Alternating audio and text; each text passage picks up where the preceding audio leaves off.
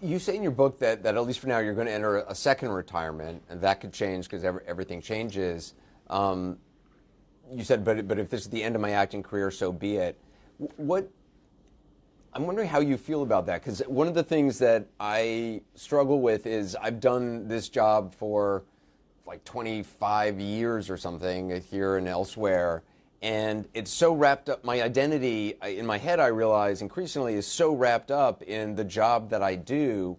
I'm now at a phase of trying to think about like what's the next act, and how do I spend more time with my family and less time, working and stuff.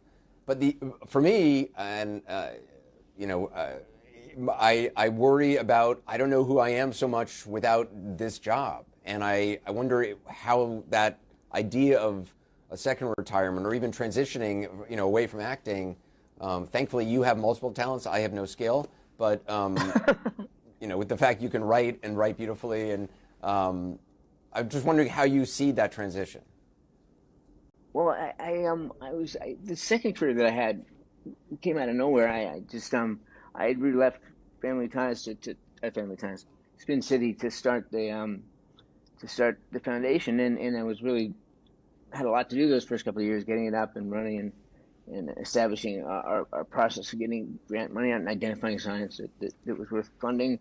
And then I got a call from my friend Bill Lawrence, who produced Scrubs, and he had me come and do a couple episodes of Scrubs, and I played a guy with OCD, and I found there a lot of overlapping issues. I mean, I would move my hands because I couldn't stop moving my hands. He would wash his hands because he couldn't stop washing his hands, and I'd find these bridges to my situation that allowed me to have an easier time of it and have more fun. And also, all of a sudden, I did that, and I did Boston Legal, and I did Rescue Me, and I did all these shows where I had to play these extreme characters that were not lead characters, that were not.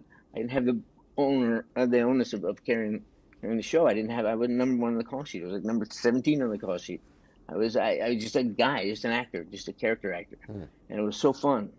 And I ended up doing 20 something Good Wives, which with Juliana, which was amazing and a great experience. I And it was watched that this show. I was a fan. Yeah.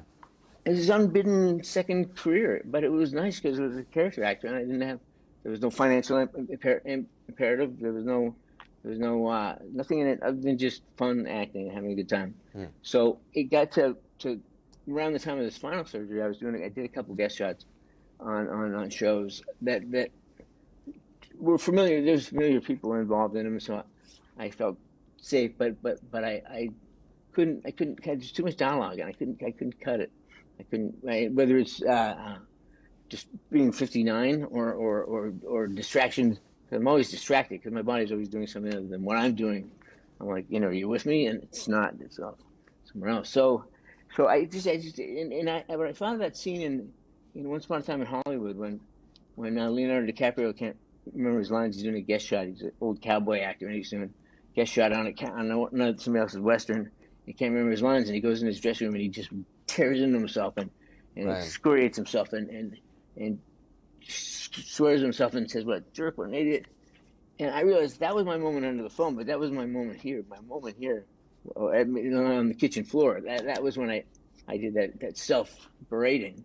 But when I Hmm. couldn't remember my lines, I went into this and went, well, "That's that."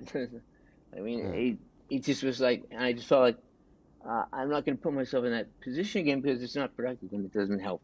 But but Hmm. but and if that means I don't act anymore. I mean, I have my family, I have the foundation, I have my writing, and so life is full of stuff. There's stuff that I don't even know about that may pop up and Hmm. become a major focus of my life.